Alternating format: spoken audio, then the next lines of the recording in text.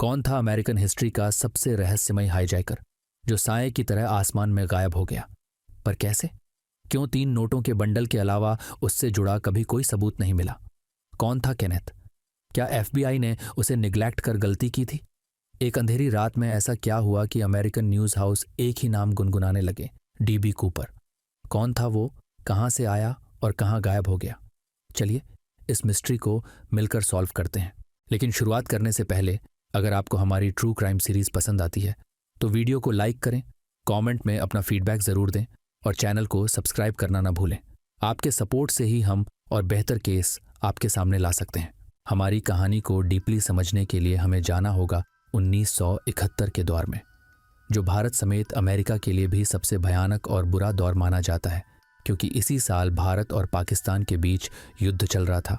और इस वॉर के शुरू होने से पहले ही तब के अमेरिका ने पाकिस्तान से दोस्ती निभाने के लिए इंडिया को धमकी दी थी कि अगर पाकिस्तान के खिलाफ युद्ध किया तो परिणाम अच्छे नहीं होंगे।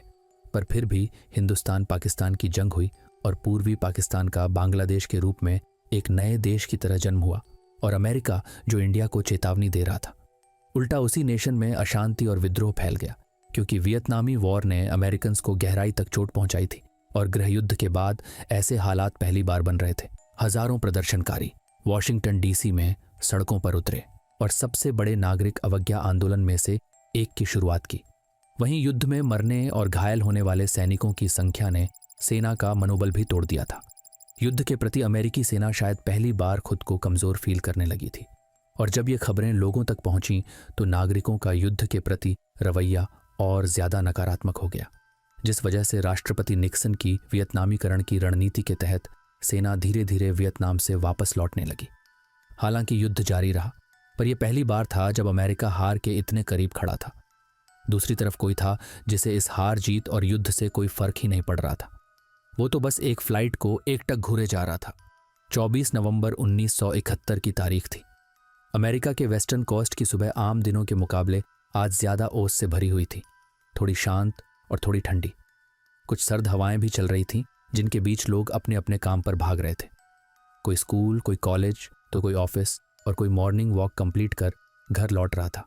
यहीं पर स्थित है पोर्टलैंड इंटरनेशनल एयरपोर्ट, जहां सुबह से ही रोज की तरह हलचल थी। थैंक्सगिविंग से एक दिन पहले लोग अपने अपने घर जाने के लिए फ्लाइट पकड़ने को बेताब थे। इसी चहलकदमी में सुबह से दोपहर हो जाती है और दिन के लगभग 1:30 से 2 बजे के बीच एक आदमी एयरपोर्ट पर एंट्री मारता है। उसकी कदकाठी और पहनावा बिल्कुल किसी बिजनेसमैन के जैसा था। आने जाने वाले भी उसे मुड़ मुड़ कर देखने को मजबूर थे। उसकी पर्सनैलिटी देख लोगों को लगा कि शहर का कोई रईस होगा या कोई डीलर या फिर सरकार का कोई खुफिया आदमी जो किसी सीक्रेट मिशन पर निकला है। उसने काले चश्मे पहन रखे थे, दाढ़ी मूंछ कुछ नहीं थी, लेकिन सर पर काले रंग की टोपी जरूर थी।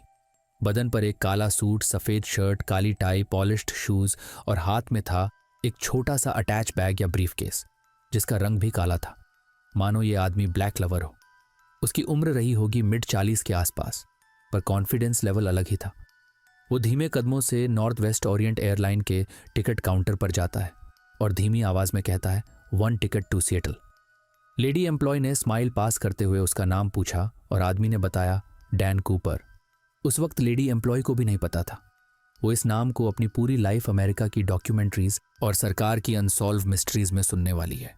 उसने अपना काम किया और कूपर से $20 लेकर उसे सिएटल के लिए टिकट दे दिया और वो बोर्डिंग गेट की तरफ बढ़ गया, वो भी बिना किसी सिक्योरिटी वेरिफिकेशन के। असल में उस दौर में डोमेस्टिक फ्लाइट्स लेने वाले पैसेंजर्स को काफ़ी सहूलियत मिलती थी। ना तो उनकी कोई सिक्योरिटी चेकिंग होती थी और ना ही किसी का आइडेंटिटी वेरिफिकेशन होता था, बल्कि एक फ्लाइट टिकट खरीदकर कोई भी पैसेंजर किसी भी नाम से ट्रैवल कर सकता था। यही वजह रही जो डैन कूपर को ना तो अपनी आइडेंटिटी दिखाने की ज़रूरत पड़ी और ना ही उसे किसी सिक्योरिटी वेरिफिकेशन प्रोसेस से होकर गुजरना पड़ा। दूसरी तरफ हर रोज़ की तरह उस दिन भी नॉर्थ वेस्ट ओरिएंट एयरलाइंस का बोइंग 727 प्लेन नंबर 305 अपनी इस छोटी सी यात्रा के लिए रनवे पर तैयार हो रहा था। पायलट और इंजीनियरिंग टीम अपने अपने काम में लगी हुई थी। इंजन के बाहरी और आंतरिक हिस्सों को अच्छी तरह से चेक किया गया। इसके बाद फ्यूल की टेस्टिंग हुई और फिर हाइड्रोलिक फ्लूइड और ऑयल का लेवल भी चेक हुआ। इसके बाद landing gear, control surface, tyre और इलेक्ट्रॉनिक्स जैसे कई पहलुओं की जांच के बाद एयर ट्रैफिक कंट्रोल से स्टार्टअप और टेक ऑफ के लिए मंजूरी ली गई और धीरे धीरे पैसेंजर्स अपनी अपनी सीट पर आकर बैठने लगे, जिनमें से एक डीबी कूपर भी था, जिसने ना तो विंडो सीट ली और ना ही फ्रंट, बल्कि वो प्लेन की बिल्कुल आखिरी रो में जानबूझकर बीच वाली सीट नंबर 18 ही पर जाकर बैठ गया। उसकी अगल बगल की दोनों सीटें खाली थीं। इनफैक्ट उसके पड़ोस वाली रो और अगली दोनों रो भी बिल्कुल खाली थीं, और उसने भी आगे आने की या किसी से सीट एक्सचेंज करने की कोशिश नहीं की। सभी पैसेंजर्स और क्रू मेंबर्स के बैठते ही दोपहर के लगभग 2:50 पर यह फ्लाइट पोर्टलैंड से टेक ऑफ करती है। ये अमेरिका की एक शॉर्ट रूट फ्लाइट थी, मतलब इसे ज़्यादा लंबा डिस्टेंस कवर नहीं करना था, बल्कि अमेरिका के ही वॉशिंगटन में सिएटल तक पहुंचना था, जहां तक पहुंचने में नॉर्मली 30 मिनट लगते थे। फ्लाइट में कुल 36 पैसेंजर्स और 6 क्रू मेंबर्स थे, और इसके पायलट थे विलियम ए स्कॉट। विलियम ने 1944 में आर्मी एयरफोर्स के लिए उड़ान भरना शुरू किया था और नॉर्थ वेस्ट एयरलाइंस के लिए सालों तक उड़ान भरी, जबकि को पायलट थे विलियम जे राइट आज़क। दोनों पायलट प्लेन को रोज़ की तरह नॉर्मल उड़ान देते हैं और हज़ारों फीट की ऊंचाई पर पहुंचते ही सभी पैसेंजर्स अपनी अपनी धुन में खो जाते हैं। वहीं कूपर अपनी सीट पर बैठा सिगरेट और बर्बन एंड सोडा का लुत्फ उठा रहा था। दरअसल उस दौर में फ्लाइट के नियम आज के रूल्स से बहुत अलग हुआ करते थे। तब शराब के साथ साथ स्मोकिंग भी अलाउड थी, जबकि आज ये गैर कानूनी है। कूपर अपने शौक मौज में डूबा ही हुआ था कि इतने में यहाँ से एक फ्लाइट अटेंडेंट फ्लोरेंस शेफनर का गुजरना हुआ, जो पैसेंजर्स को खाना पीना ऑफर करने के बाद गैली की तरफ जा रही थी। कूपर ने उसे रोका और कहा, मिस, ये नोट। फ्लोरेंस को लगा कूपर उसके साथ फ्लर्ट कर रहा है, इसलिए उसने नोट लिया और एक स्माइल पास करते हुए गैली में चली गई। पर्दा हटा हुआ था, इसलिए कूपर को दिख रहा था कि फ्लोरेंस ने अभी तक वो नोट खोलकर नहीं देखा है, बल्कि उसने वो अपनी जेब में रख लिया है। शायद इसलिए क्योंकि फ्लोरेंस को लगा उसमें शायद मोबाइल नंबर या फ्लर्टिंग मैसेज होगा। पर कूपर ने जल्द ही फ्लोरेंस की गलतफहमी को दूर किया और कहा, मिस, मुझे लगता है कि आप गलत समझ रही हैं। आपको वो चिट्ठी तुरंत निकालकर पढ़ लेनी चाहिए। मेरे पास बम है। फ्लोरेंस को अभी भी अंदाज़ा नहीं था कि उसमें जो लिखा है वो उसकी नींदें उड़ा सकता है, पर पैसेंजर की रिक्वेस्ट और बम की बात पर उसने नोट निकाला और जैसे ही उसे पढ़ा उसकी आंखें फैल गईं। नोट में लिखा था, I have a bomb in my brief case, seat beside me, यानी मेरे पास बम है, मेरे पास आकर बैठ जाओ। फ्लोरेंस की तो हवाइयाँ ही उड़ गईं, पर वो पैनिक नहीं कर सकती थी, क्योंकि अगर वो ऐसा करती तो प्लेन में बाकी पैसेंजर्स के बीच अफरा तफरी मच जाती। इसलिए कूपर ने जैसा कहा वो उसकी बगल में जाकर बैठ गई। पर इससे पहले ही उसने अपनी को वर्कर टीना मकलो को सब कुछ बता दिया, साथ ही वो नोट भी पकड़ा दिया। टीना भी उस नोट को पढ़कर बुरी तरह से डर चुकी थी, लेकिन कंफर्मेशन के लिए उसने कूपर से पूछा कि कहीं ये किसी तरह का मजाक तो नहीं। अगर है तो वो ये मजाक बंद कर दे। कूपर ने तुरंत उन दोनों का शक दूर करने के लिए अपना ब्रीफकेस खोल दिया, जिसमें कुछ लाल लाल से सिलेंडर्स, एक सिलिंड्रिकल बैटरी और बहुत से वायर कनेक्ट थे। ये असल में डायनामाइट की 8 रेड स्टिक्स थीं, जो टेप्स के बंडल में बंधी हुई थी, जिससे बहुत से वायर और एक बैटरी जुड़ी हुई थी। ये देखकर फ्लोरेंस और टीना के डर का कोई ठिकाना नहीं रहा। वो वहीं खड़ी कपकपाने लगी और उनके डर को बढ़ाते हुए कूपर ने तुरंत 2 वायर्स को अपने हाथ में लिया और कहा, यह प्लेन अब हाईजैक हो चुका है और वो जब चाहे इसे उड़ा सकता है। यहीं से शुरू होती है कूपर की हाइस्ट। उसने ब्रीफकेस को बंद किया और फ्लोरेंस से एक लेटर में अपनी डिमांड्स लिखवाने लगा। उसने कहा कि उसे आज शाम 5 बजे तक 2 लाख अमेरिकी डॉलर्स चाहिए, वो भी कैश में, और ये कैश उसे एक बैग में रखकर मिलना चाहिए। इसके साथ ही उसने 2 आगे के और 2 पीछे के पैराशूट्स की मांग की। साथ ही उसने ये भी कहा कि जब हम सिएटल एयरपोर्ट पर लैंड करें तो इस प्लेन को रिफ्यूल करने के लिए एक फ्यूलिंग टैंक पहले से मौजूद रहना चाहिए। अब उसने ये लेटर फ्लोरेंस शेफनर को दिया और कहा कि इसे जाकर पायलट को सौंप दो। उसने शेफनर को धमकाते हुए कहा कि अगर उसके साथ किसी भी तरह की चालाकी करने की कोशिश की या उसकी मांगें पूरी नहीं हुई तो वो इस प्लेन को उड़ा देगा। शेफनर डरी सहमी कूपर का दिया वो नोट लेकर कॉकपिट में जाती है और वो नोट देते हुए पायलट विलियम स्कॉट और बाकी क्रू को पूरी बात बता देती है। पायलट ने तुरंत Seattle Tacoma air traffic control को कनेक्ट किया और प्लेन हाईजैक की सूचना दी। साथ ही कूपर की डिमांड्स को भी उनके सामने खोलकर रख दिया। इस खबर से एटीसी में भी हड़कंप मच जाता है। किसी को अंदाजा नहीं था कि एक शॉर्ट डोमेस्टिक फ्लाइट को भी कोई हाईजैक कर सकता है। ये खबर जैसे ही सीनियर्स तक पहुंची, उनके होश भागता हो गए। पूरा महकमा तुरंत हरकत में आया, क्योंकि 5 बजने में सिर्फ 2 घंटे बाकी थे और हाईजैकर पैसेंजर्स को कभी भी नुकसान पहुंचा सकता था। इसलिए एटीसी तुरंत एक्शन लेते हुए ये सारी इंफॉर्मेशन लोकल पुलिस और FBI को फॉरवर्ड कर देता है।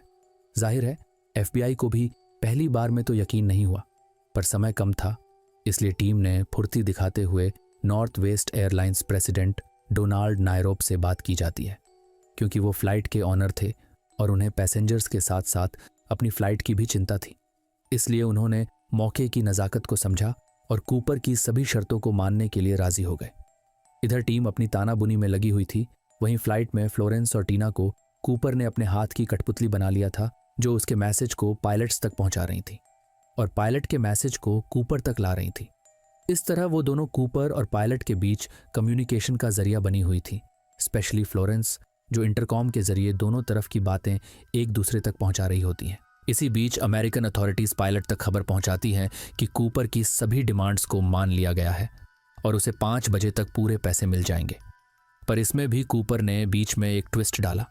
उसने टीना से कहा कि उसे मिलने वाले सभी नोट $20 के होने चाहिए और जब तक उसकी मांगी गई सभी चीजें तैयार ना हो तब तक प्लेन को हवा में ही उड़ाया जाए, उसे गलती से भी एयरपोर्ट पर लैंड करने की भूल ना की जाए। टीना ने यह जानकारी इंटरकॉम के जरिए पायलट्स तक पहुंचा दी और पायलट ने अमेरिकन अथॉरिटीज तक। इस फ्लाइट को करीबन आधा घंटा हो चुका था और सामने था सिएटल एयरपोर्ट, जहां उसे लैंड करना था। लेकिन कूपर और अथॉरिटीज के बीच हुई इस कम्युनिकेशन के बाद फ्लाइट को लैंड करना अभी पॉसिबल नहीं था, क्योंकि उसकी डिमांड्स को पूरा करने में अभी भी काफ़ी वक्त लगने वाला था। इसलिए पायलट प्लेन को लेकर एयरपोर्ट के ऊपर ही आसमान में चक्कर काटने लगते हैं। पर खास बात यह थी कि अभी तक प्लेन के किसी भी पैसेंजर को पता ही नहीं था कि प्लेन में चल क्या रहा है, बल्कि क्रू मेंबर्स हर काम बड़ी सावधानी के साथ कर रहे थे। हर इंफॉर्मेशन को बहुत ही शांति और दबी आवाज़ में इधर से उधर शेयर किया जा रहा था। वहीं कूपर का बिहेवियर भी बाकी हाईजैकर्स से काफ़ी अलग था। उसके माथे पर डर की एक लकीर नहीं थी। वो चिल्लिंग अंदाज में बैठा अभी भी सिगरेट फूंक रहा था और बहुत शांति से छोटी छोटी पर्चियों के जरिए अपनी बात फ्लाइट अटेंडेंट्स तक पहुंचा रहा था। उसने ना तो फ्लाइट अटेंडेंट और ना ही किसी पैसेंजर को डरा धमकाकर अपना काम करवाने की कोशिश की, बल्कि वो इत्मीनान से अपनी सीट पर बैठा बैठा पूरे गेम को अंजाम दे रहा था। पर फ्लाइट लेट होने पर ज़रूर पैसेंजरों के बीच हड़बड़ी मच सकती थी, इसलिए क्रू ने पहले ही ये अनाउंसमेंट कर दी कि कुछ मैकेनिकल इश्यूज़ की वजह से फ़्लाइट को लैंड होने में थोड़ा वक्त और लगेगा, जिस वजह से लैंडिंग टाइमिंग गुजरने के बाद भी किसी को कानों कान खबर नहीं हुई कि प्लेन हाईजैक हो चुका है और प्लेन सिएटल एयरपोर्ट के ऊपर ही आसमान में गोल गोल चक्कर काटता रहा। दूसरी तरफ FBI ने पैसों की जुगाड़ के लिए सिएटल के फर्स्ट नेशनल बैंक से $2 लाख की राशि विदड्रॉ कर ली। साथ ही इसाकवा के फ्लाइट स्कूल से 2 अगले और 2 पिछले टोटल 4 पैराशूट्स का इंतजाम कर लिया। 1970 के दशक में इस तरह की हाईजैकिंग, रॉबरी या किडनैपिंग जैसे मामलों से निपटने के लिए पहले से ही कुछ फंड बैंक्स में सेव करके रखा जाता था। इन नोटों के सीरियल नंबर अलग से बैंक के पास सेव रहते थे, ताकि जब कोई रॉबर, हाईजैकर इन पैसों को मार्केट में चलाए तो पुलिस को भनक लग जाए और उसे पकड़ा जा सके। कूपर को देने के लिए भी इसी फंड में से पैसे निकाले गए थे, जिनके सीरियल नंबर अब FBI के पास भी थे। ये सब करने में 5:30 का समय हो चुका था। ATC की तरफ से पायलट को इन्फॉर्म किया जाता है कि कूपर ने जो मांगा था सब कुछ तैयार है और एयरपोर्ट पर पहुंच चुका है, इसलिए अब प्लेन को लैंड कर दिया जाए। लेकिन लैंडिंग का डिसीजन तो कूपर लेने वाला था। वो पास ही में बैठी टीना के जरिए पायलट से कहता है कि प्लेन के अंदर की सभी लाइट्स को डिम कर दिया जाए, ताकि FBI या पुलिस को कूपर की पहचान पता ना चल सके। साथ ही वो प्लेन को मेन रनवे से दूर किसी मध्यम रोशनी वाले टर्मिनल पर लैंड करने को कहता है, जहां पैसे और पैराशूट्स लेकर सिर्फ एक आदमी आएगा।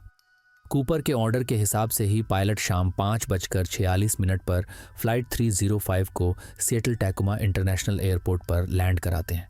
थोड़ी ही देर में एयरपोर्ट का ही एक कर्मचारी हाथ में पैसों से भरा बैग और 4 पैराशूट्स को लेकर प्लेन के पिछले गेट के पास जाकर खड़ा हो जाता है। इस वक्त बोइंग 727 प्लेन्स की सबसे बड़ी खासियत हुआ करती थी इसका पिछला दरवाज़ा, जो टायर्स के जस्ट बीच में खुलता था और इस गेट में सीढ़ियां भी होती थीं। मतलब यहाँ से पैसेंजर्स को उतरने चढ़ने की सुविधा भी दी जाती थी, पर यह डोर ज़्यादातर इमरजेंसी में खोला जाता था। कूपर ने सामान लेने के लिए इसी डोर को चुना, लेकिन खुद बाहर नहीं आया, बल्कि मकलों को भेजा और वो पैराशूट और पैसे लेकर वापस अंदर चली गई। डिमांड पूरी होते ही कूपर भी अपना प्रॉमिस पूरा करता है। प्लेन में मौजूद 36 पैसेंजर्स और 2 क्रू मेंबर्स को सेफली उतार दिया जाता है, लेकिन किसी को अंदाजा नहीं था कि वो पिछले लगभग 3 घंटे से हॉस्टेज बने हुए थे। वहीं प्लेन में अभी भी 5 लोग सवार थे, जिनमें pilot William Scott, copilot William Rataczak, flight engineer Harold Anderson और फ्लाइट अटेंडेंट टीना मकलाउ, और 5वां शख्स था खुद डीबी कूपर। प्लेन कुछ देर तक वहीं रनवे पर खड़ा रहता है। पायलट और उनकी टीम और खुद कूपर अपनी कुर्सी पर शांत बैठा था, पर धीरे धीरे उसका पारा चढ़ रहा था, क्योंकि काफ़ी वक्त गुजर जाने के बावजूद अभी तक प्लेन को रिफ्यूल नहीं किया गया था। कूपर को लगा कि FBI ज़रूर उसे पकड़ने के लिए कोई गेम खेल रही है, पर सच तो ये था कि रिफ्यूल के लिए जो ट्रक आया था उसमें कुछ गड़बड़ी की वजह से रिफ्यूल मुमकिन नहीं हो रही थी। एक एक पल कूपर के लिए बहुत भारी गुजर रहा था।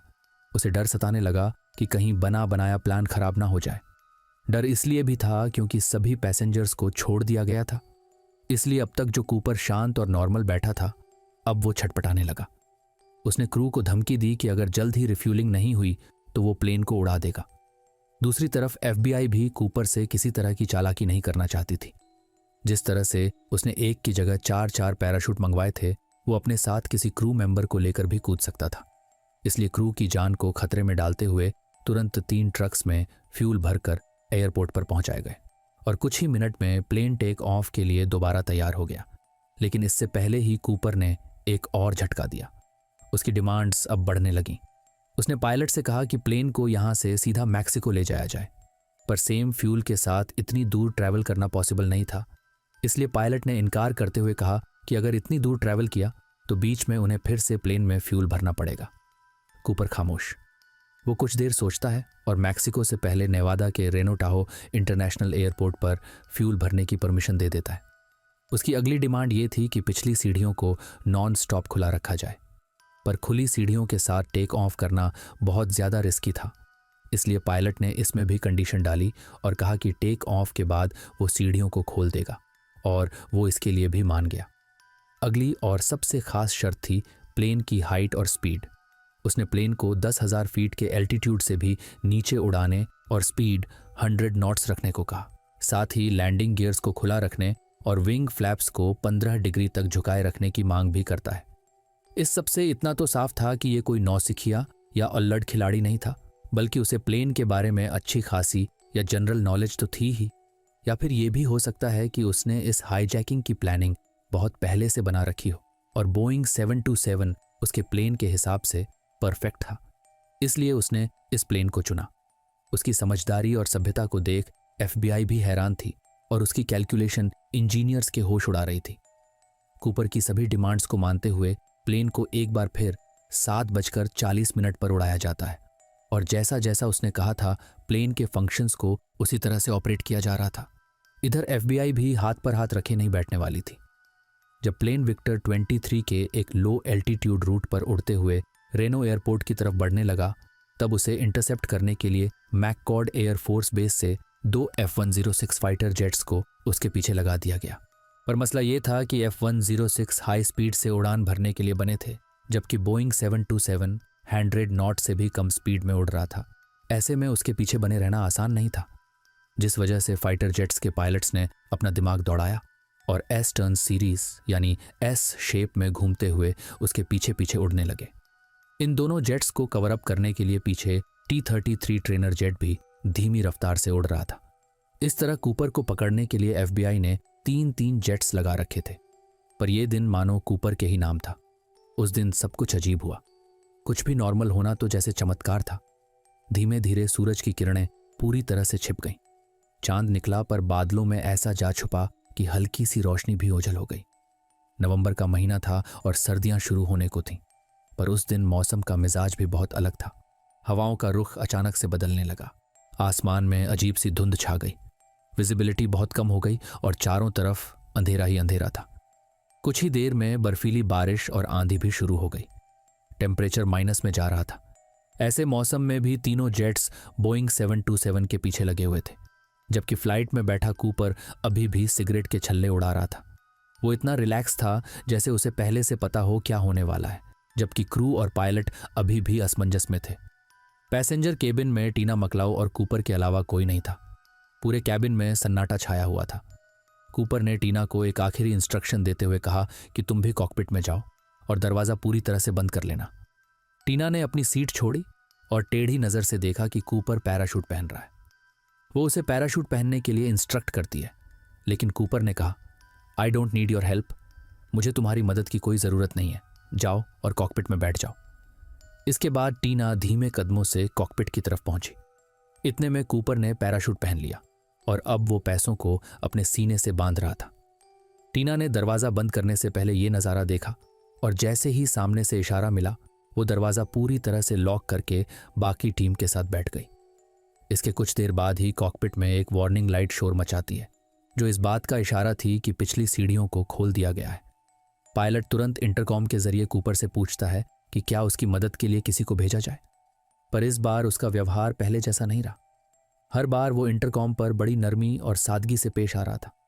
उसने अब तक इस हाईजैकिंग में सिर्फ एक बार गुस्सा किया था, जब रिफ्यूलिंग में देरी हुई थी, और अब ये दूसरी बार था जब उसने पायलट को हड़काते हुए कहा, अपने काम से काम रखो। उसे कोई इंटरफेरेंस नहीं चाहिए था। प्लेन अभी भी रेनो एयरपोर्ट पहुंचने से बहुत दूर था। पिछली खिड़कियां खुली होने की वजह से हवा भी तेजी से प्लेन के अंदर आ रही थी। ये एक जंगली इलाका था जहां पहाड़, नदी और घने पेड़ों के अलावा कुछ नहीं था।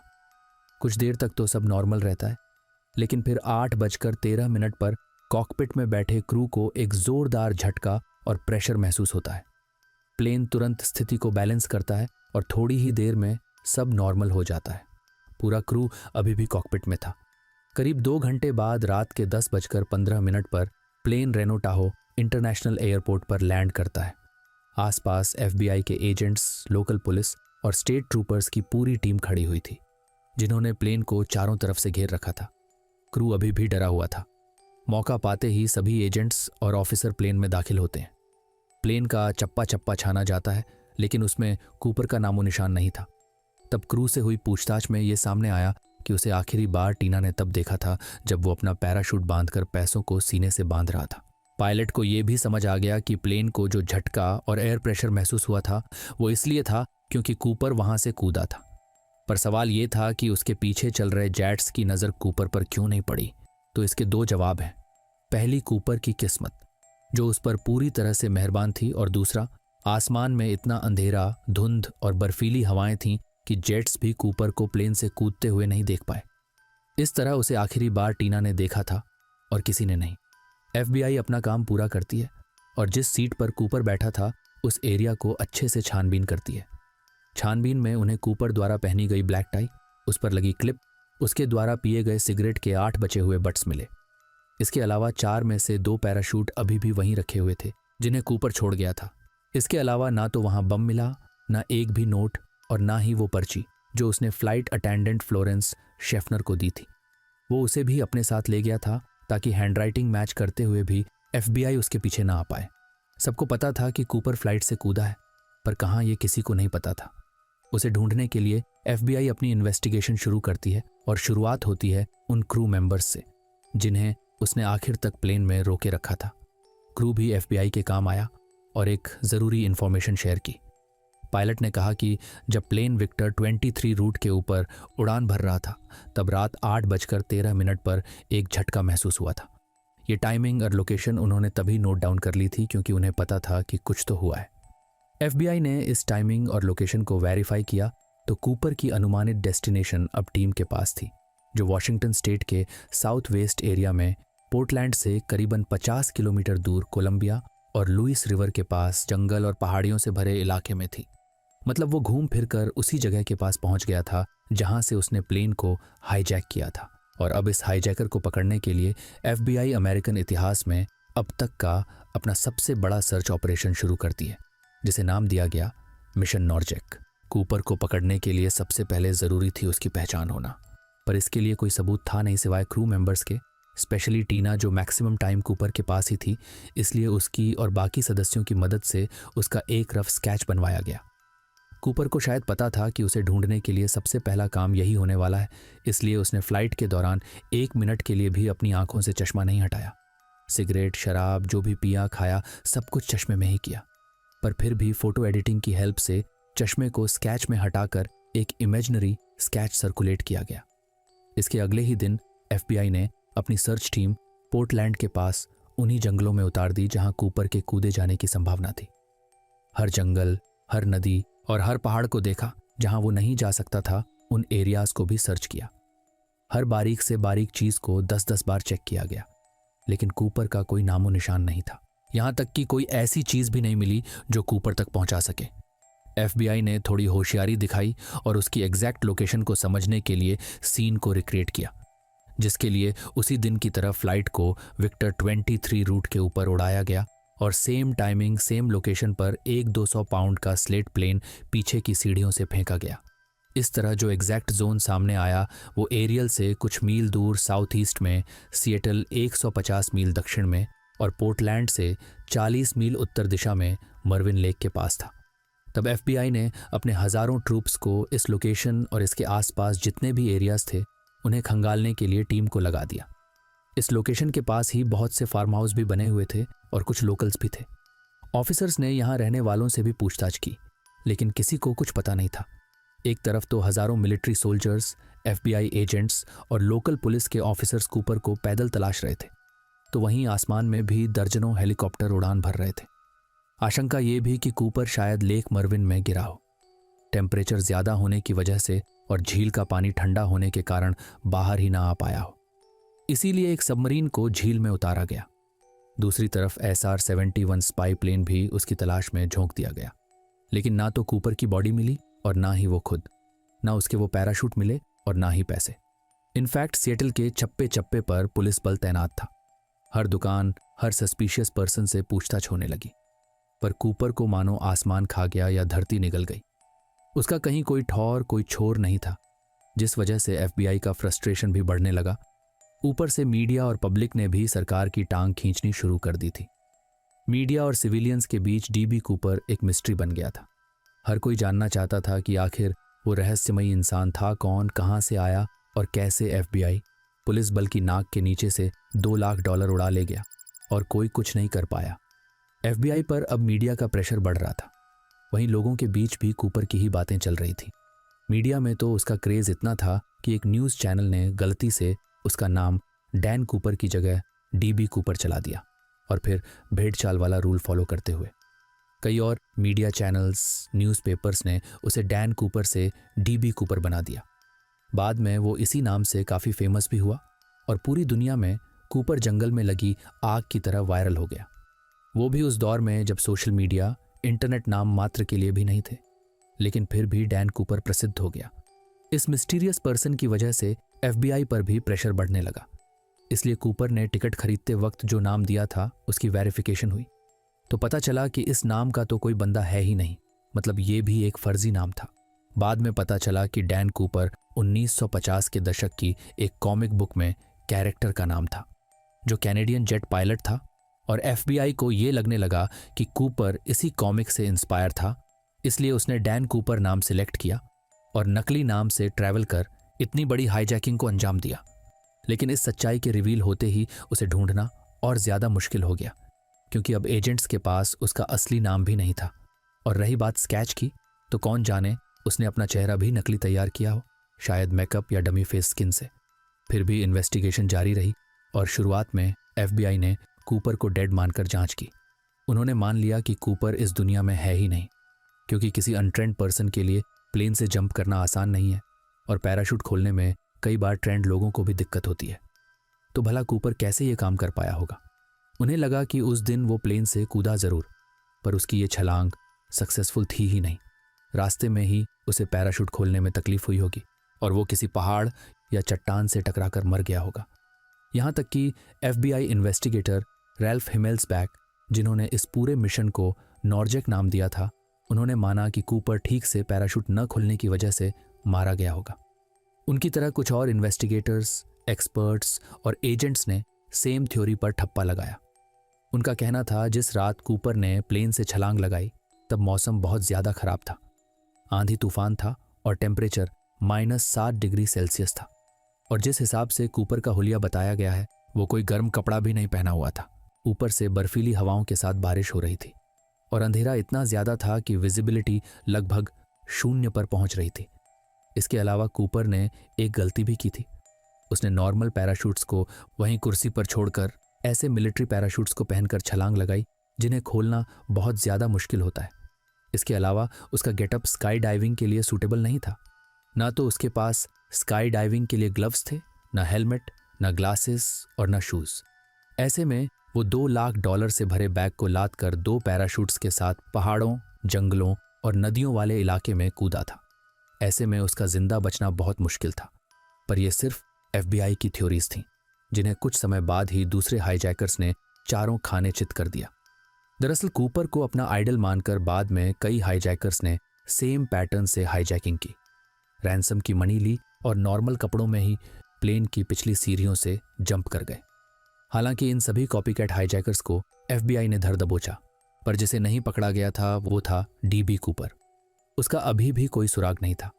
एक तरफ जहां उसकी डाइविंग वाली लोकेशन पर military, police, troopers, submarines, helicopters और खोजी दल उसे ढूंढने में लगे हुए थे, वहीं FBI ने पूरे देश में उसे ढूंढने के लिए एक अनोखा तरीका अपनाया। FBI जानता था कि कूपर कभी न कभी तो उन पैसों को खर्च करेगा ही, और उन नोटों के सीरियल नंबर FBI के पास सेव थे। इसलिए देश भर की तमाम बैंक्स, कैसीनो, पब, बार, रेस्टोरेंट, मॉल, यहाँ तक कि छोटी मोटी ग्रोसरी शॉप्स में भी सर्कुलेट कर दिया गया। मतलब हर उस जगह जहाँ से कूपर को किसी ज़रूरी सामान की ज़रूरत पड़ सकती थी। इसके साथ ही पब्लिक से अपील की गई कि जहाँ भी उन्हें सेम सीरियल नंबर का नोट मिले, FBI को तुरंत इन्फॉर्म किया जाए। इन्फॉर्म करने वालों को $25,000 का इनाम भी घोषित किया गया, ताकि लालच में ही सही पर लोग कूपर की इन्फॉर्मेशन उन तक पहुंचा दें। इसके बाद कूपर के हर एंगल से स्केच तैयार किए गए। अनुमान के तौर पर उसकी 50 स्केच बनाए गए, जिनमें कोई राइट एंगल से था, कोई लेफ्ट से, तो कोई फ्रंट से। किसी में चश्मा था तो किसी में चश्मा था ही नहीं। ऐसे सैकड़ों स्केच की कॉपीज तैयार कर पूरे देश में फैला दिए गए। हर दीवार, हर पुलिस स्टेशन, सड़क और गलियों में इन पोस्टर्स को चिपका दिया गया और उसकी खबर देने वालों को बड़ा इनाम देने का वादा भी किया गया, जिस वजह से करीब 800 ऐसे संदिग्ध टीम के सामने आए जो DB कूपर हो सकते थे। इन सभी को इन्वेस्टिगेट किया गया, लेकिन इनमें से सिर्फ 24 सस्पेक्ट ही ऐसे थे जिनका कूपर होने का कोई चांस था। इसलिए FBI इन 24 की अच्छे से पड़ताल करती है, उनका बैकग्राउंड चेक करती है और उनके एक एक कदम पर नजर रखती है। पर अफसोस, इस डीप इन्वेस्टिगेशन के बाद भी FBI के हाथ निराशा ही लगी। लेकिन एक लंबे इंतजार के बाद कहानी में सबसे बड़ा ट्विस्ट फरवरी 1980 में आया।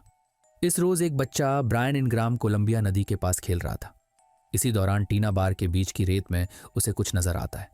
जब उसने हल्की सी खुदाई की तो ये $20 के नोटों के 3 बंडल थे, जिनकी हालत बहुत ज्यादा खराब थी।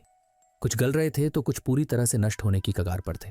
ये टोटल $5,800 थे और इन नोटों पर जो सीरियल नंबर थे वो उन्हीं नोटों के थे जो DB कूपर को दिए गए थे। पूरे 9 साल के बाद FBI को इस केस में कोई पुख्ता सबूत हाथ लगा था। ये इस केस का पहला और शायद आखिरी सबूत भी था, जिसे देखकर FBI और मीडिया की उम्मीदें भी एक बार फिर जाग उठीं। सभी को लगने लगा कि अब ये केस सॉल्व हो जाएगा, लेकिन असल में तो यहाँ से कहानी और ज़्यादा कंफ्यूजिंग हो गई, क्योंकि ये नोट जिस जगह मिले थे वो जगह उस लोकेशन से 32 किलोमीटर दूर थी जहाँ कूपर का लैंडिंग जोन अस्यूम किया गया था। ऐसे में सवाल ये था कि ये पैसे यहाँ आए कैसे और बाकी के पैसे कहाँ गए। बाद में 2 थ्योरी सामने आईं। पहली के अनुसार कूपर का लैंडिंग जोन वहीं था जहाँ FBI एंड टीम उसे ढूंढ रही थी, लेकिन जब वो कूदा तो कुछ पैसे वहीं गिर गए, जो बाद में लुइस नदी से बहते हुए कोलंबिया नदी में आ पहुंचे। जबकि दूसरी थ्योरी ये थी कि कूपर का लैंडिंग जोन वो था ही नहीं। उस रात जितनी तेज हवा चल रही थी वो उड़ते हुए जरूर इसी लोकेशन पर आ पहुंचा होगा, और जब वो कूदा तो नोटों के कुछ बंडल वहीं गिर गए। जल्दबाजी या अंधेरे की वजह से कूपर का इन बंडल्स पर ध्यान नहीं गया और वो बाकी पैसों को लेकर निकल गया। जबकि पहली थ्योरी को कई लोग गलत भी बताते हैं, क्योंकि लुइस रिवर से कोलंबिया में पैसों का बहकर आ जाना समझ आता है, पर कोलंबिया रिवर से वो टीना बार के पास कैसे पहुंचे, जबकि टीना बार से कोलंबिया रिवर उल्टी दिशा में बहती है। ऐसे में नदी में पैसे बहकर आ गए और एक ही जगह पर आकर इकट्ठा हो गए, ये लॉजिक बैठता नहीं है। हालांकि FBI ने लॉजिक बिठाने से ज्यादा कूपर को खोजने पर अपना ध्यान लगाया और जहां से नोटों के बंडल मिले थे उस जगह की खुदाई करवाई गई। उसके आसपास के और कोलंबिया रिवर के नज़दीक जितने भी इलाके इस स्पॉट से कम दूरी पर थे वहां भी खुदाई करवाई गई, पर इन 3 बंडल्स के अलावा एक नोट भी नहीं मिला। ना ही पैराशूट का कोई फटा टुकड़ा या कूपर की कोई और निशानी मिली। साल दर साल FBI की जांच और ज्यादा गहरी हुई। हर सस्पिशियस जगह पर पड़ताल हुई, पर कूपर की कोई निशानी हाथ नहीं लग सकी। उसके जैसे दिखने वाले या उसके हुलिये से 1% भी अगर कोई मैच करता तो FBI उसके पीछे हाथ धोकर पड़ जाती। पर इस सब का भी कोई फायदा नहीं हुआ। वहीं सिविलियंस भी FBI की तरह काम कर रहे थे। जिस किसी पर भी शक होता वो उसे एजेंट्स के हवाले कर देते। कई लोगों ने तो अपने रिलेटिव्स पर ही उंगली उठानी शुरू कर दी। किसी ने कहा उसके पिता DB कूपर हो सकते हैं, तो किसी ने कहा उसका भाई, जबकि कईयों ने अपने अंकल्स को ही DB कूपर बना दिया। FBI ने भी उन सभी को इन्वेस्टिगेट किया। यहां तक कि कई बार तो लोग खुद चलकर आते और कहते कि वही DB कूपर है। जब FBI पैसों और पैराशूट्स के बारे में पूछती तो वो कहते पैसे खर्च हो गए, जबकि पैराशूट्स जला दिए। हालांकि इनमें से किसी को भी कूपर से लिंक नहीं किया जा सका। यूं ही साल गुजरते रहे और कई दशक जितना लंबा वक्त बीत गया। अब साल आ चुका था 2011। इस वक्त तक FBI DB कूपर के चक्कर में करीब 1000 लोगों को डीपली इन्वेस्टिगेट कर चुकी थी। कईयों को रिमांड पर रखा गया और कईयों के पीछे खुफिया टीम लगा दी गई। इस दौरान सिर्फ कूपर के केस की ही इतनी फाइल बन चुकी थी कि अगर उन्हें एक के ऊपर एक सजाया जाता तो ऊंचाई करीब 40 फीट होती। इन सभी सस्पेक्ट्स में जिसे सबसे ज्यादा कूपर से लिंक किया गया वो था रिचर्ड फ्लॉयड मैकॉय। उसका हुलिया तो उसे कूपर दिखा ही रहा था, साथ में उसका स्टंट भी इस बात की ओर इशारा कर रहा था कि शायद यही FBI का टारगेट है। असल में उसने कूपर की हाईजैकिंग के करीब 4 से 5 महीने बाद ही सेम कंपनी के प्लेन को सेम तरह से हाईजैक किया था। उसने $5 लाख की रैंसम वसूल कर प्लेन से कूपर की ही तरह छलांग लगा दी थी और बिना किसी इक्विपमेंट, डाइविंग किट, सिर्फ एक पैराशूट की हेल्प से सेफली लैंड भी हो गया। पर अफसोस वो 5 दिन बाद ही पकड़ा गया। हालांकि बाद में पता चला कि यह भी नकली कूपर ही है। उसकी उम्र करीब 29 साल थी, जबकि कूपर की एज 45 प्लस थी। वहीं फ्लाइट अटेंडेंट ने भी उसके कूपर ना होने की बात कबूल की, पर उसे हाईजैकिंग के लिए सजा जरूर हुई। लेकिन वो जेल में ज्यादा समय तक रहा नहीं और भाग खड़ा हुआ, और जब पकड़ा गया तब FBI ने उसे शूट कर मार डाला। कूपर के केस की सबसे दिलचस्प कहानी 1995 में सामने आई, जब जीन वेबर नाम की लेडी ने FBI को बताया कि उसके पति ही डैन कूपर थे, और ये बात उन्होंने खुद मरने से पहले उसे बताई थी। उसके पति का नाम ड्वेन वेबर था। उसने बताया कि वो और उसके पति 1979 में एक ट्रिप पर गए थे नियर कोलंबिया, जहां ड्राइव करते हुए उसने अपनी पत्नी को बताया कि कूपर यहीं से फरार हुआ था। इतना ही नहीं, उसने कुछ देर के लिए अपनी कार कोलंबिया नदी के पास रोकी और पत्नी को कार में ही रुकने का कहकर खुद कुछ देर के लिए गायब हो गया। ये वही लोकेशन थी जहां से ब्रायन नाम के बच्चे को $20 के 3 बंडल मिले थे। जीन वेबर के अनुसार उस दिन वो पैसे कूपर ने ही वहां छोड़े थे। जब FBI ने यह बात सुनी तो ड्वेन वेबर की हिस्ट्री खंगाली गई और पता चला कि वो एक क्रिमिनल था, लेकिन उसका DNA कूपर के DNA से मैच नहीं हुआ, मतलब वो भी कूपर नहीं था। इसके बाद एक और नाम सामने आता है केनेथ क्रिस्टेंसन का। असल में जिस तरह से कूपर ने प्लेन से छलांग लगाई और मिलिट्री पैराशूट्स का इस्तेमाल किया और उसे प्लेन के बारे में डीप नॉलेज थी, उससे इतना तो साफ था कि वो कोई मिलिट्री का बंदा हो सकता था। और Kenneth Christensen north west Orient airline के लिए काम कर चुका था। साथ में वो एक पैरा ट्रूपर भी था जिसे मिलिट्री पैराशूट्स का बहुत अच्छा एक्सपीरियंस था। इसके अलावा जिस जगह कूपर ने छलांग लगाई, केनेथ उसके पास ही रहता था, और जो बात उसे कूपर बताती थी वो थी उसकी शक्ल, जो कूपर से काफ़ी मिलती जुलती थी। इसके अलावा उसका नेचर भी काफ़ी शांत और पोलाइट था, बिल्कुल कूपर की तरह, और वो सिगरेट के साथ बर्बन ड्रिंक पीने का शौक रखता था। इससे भी बड़ी बात यह थी कि उसने हाईजैकिंग के बाद ही एक बहुत बड़ा घर खरीदा था, जबकि केनेथ की कमाई इतनी ज्यादा थी नहीं।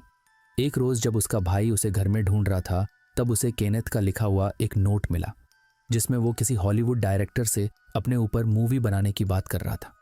इनफैक्ट जब उसकी डेथ हुई तब उसने अपने भाई से कहा कि एक राज है जो उसे जानना चाहिए, पर यह राज क्या था वो केनेथ ने कभी अपने भाई को बताया ही नहीं। और जब तक ये खबर FBI और लोगों के सामने आई तब तक केनेथ की डेथ हो चुकी थी। वहीं FBI ने केनेथ को कभी कूपर माना ही नहीं। उनके अनुसार यह सब कुछ सिर्फ इत्तेफाक था और केनेथ कूपर था ही नहीं, इसलिए उसे इस फाइल में कभी कंसीडर ही नहीं किया गया। और इसी तरह 45 सालों तक इस केस की छानबीन चलती रही। हजारों लोगों को कूपर समझकर जांच हुई, पर कोई फायदा नहीं हुआ। बाद में उसकी सीट से मिली सिगरेट की बट भी रहस्यमयी तरह से गायब हो गई और उसकी टाई पिन वगैरह भी कुछ काम नहीं आ सकी। आज भी डीबी कूपर एक मिस्ट्री ही है। कोई नहीं जानता वो कौन था, कहाँ से आया था और कहाँ गायब हो गया। ये केस अमेरिका का अनसॉल्व हाईजैकिंग केस है, जिसकी फाइलें आज भी बंद तालों में पड़ी धूल फांक रही हैं। आपको क्या लगता है, क्या केनेथ कूपर हो सकता था? क्या उसका भी डीएनए मैच करना चाहिए था? कमेंट करके अपनी राय ज़रूर बताएं। वीडियो पसंद आई हो तो लाइक, शेयर करके चैनल को सब्सक्राइब और बेल आइकन को प्रेस करना बिल्कुल ना भूलें। मिलते हैं अगली वीडियो में, तब तक के लिए बाय बाय।